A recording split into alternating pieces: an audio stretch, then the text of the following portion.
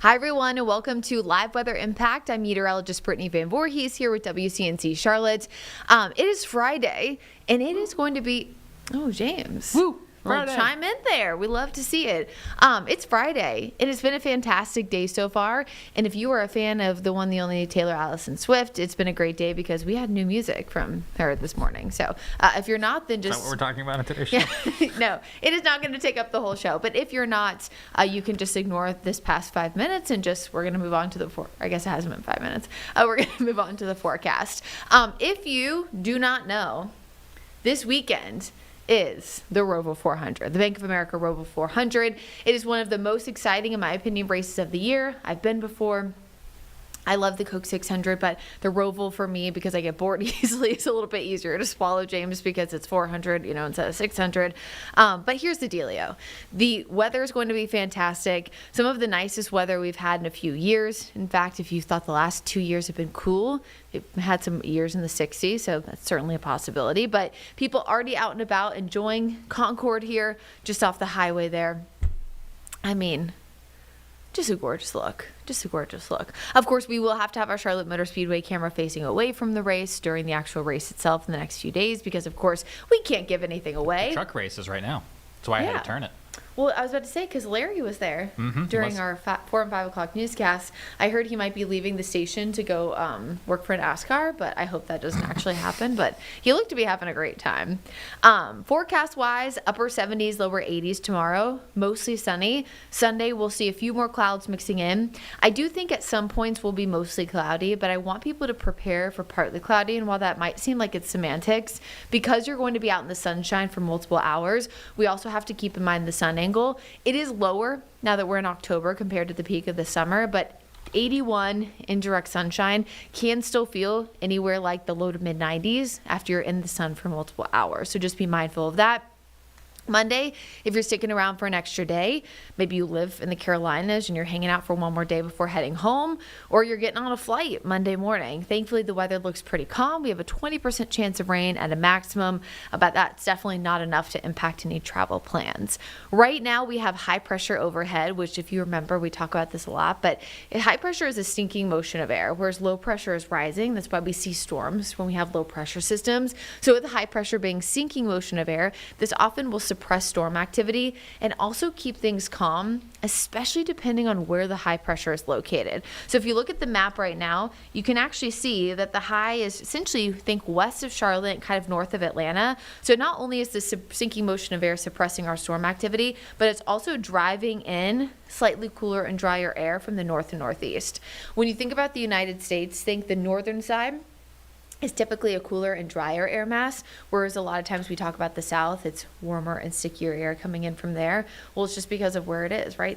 Tropics, equator, right? It's hotter and more humid there versus cooler and drier for areas north. So when the high is not only positioned where it is this time of year, but also the fact that it's October, that brings in even better weather like what we've had today and what we'll have this weekend.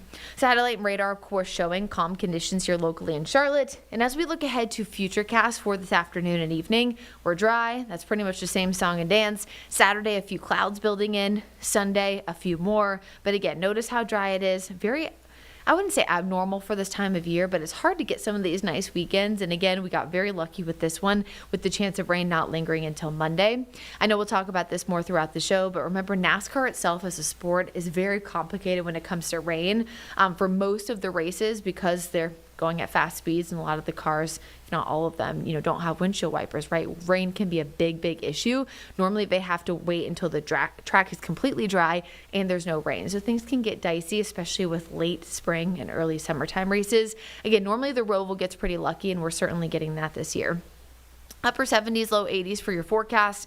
Locally in the mountains, we'll be in the low 70s. If you want temperatures that are where we were today, minus 10 degrees, you got to go to Ashwaubenon and Avery County. And of course, we're starting to see some colors turn, so a good time to go there as well. Today, we had dew points in the 40s. Tomorrow, mid-50s. Really not a substantial change right for that, but we will start to increase your humidity levels by Tuesday, Wednesday, and early Thursday. Now, that essentially is lining up exactly with our next chance for rain. So all that's indicating is that there's more moisture in the atmosphere, which means anything that tries to fall from the clouds will actually reach the ground. if you think back to some of those weather IQs that we've done, oftentimes during late spring or late fall, that is, and early winter, we'll have what's called virga, which is where the clouds, we have a cold front, whatever it is, are trying to form rain. But if the air is too dry near the ground, it evaporates before it gets there. When we have increased moisture content, which is known as precipitable water, just more meteorology terms, it just means that there's enough moisture content, again, for rain to actually fall. As we look ahead to Futurecast, again, we're mostly dry this weekend. There's the cold front Wednesday afternoon. I know a lot of people have outdoor plans Wednesday night and Thursday. There's a big concert at PNC Music Pavilion. It's 21 Pilots, which I think that we will likely see some chances for rain. Because of the stable air mass, I'm not anticipating storms, but it's a good thing now to just prepare just in case you're going to have impacts, especially because PNC, not everything is covered. There's the lawn, all that good stuff. Again, we will see drier conditions return heading into next weekend, so it won't last forever. Tropical development has increased for a tropical wave that just moved off the African coast. That is about 50-50 shot right now over the next 7 days. Other than that, we're watching a really weak area of low pressure near the state of Florida. Right now, not a concern to us here in Charlotte, but I do think that low and that energy is something to watch.